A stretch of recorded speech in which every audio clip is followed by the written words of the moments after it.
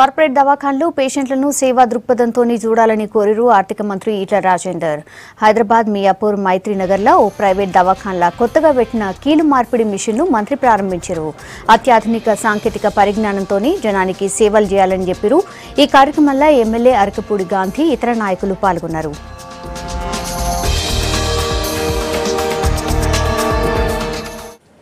ఆ ఇన్స్ట్రుమెంట్ నాకు తెలుసు ఇవాళ ఎంత అక్యురసీ ఉంటుంది. ఇప్పటిదాకా చాలా కష్టంగా అసలు వాళ్ళు స్కూల్ వేసుకుంటే మనకే బాధ అయితే అనుకుంటుంది.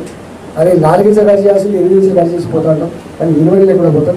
ఇవాళ అక్యురసీతో పాటుగా మన ట్రీట్మెంట్లో కూడా కొంత కాస్త తగ్గేటువంటి ఓరియంటేషన్ దిశగా ఉండాలని చెప్పి కోరుకుంటున్నాను.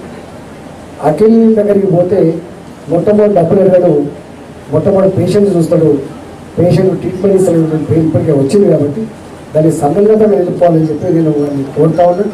ఈ హాస్పిటల్ మరింత పేరు ప్రతిష్ట సంపాదించుకొని మరింత విస్తరించి ఇవాళ ఆ పేదలకి ఇది ఒక కేంద్రంగా తెలిసేయాలని చెప్పి మనస్ఫూర్తిగా కోరుకుంటూ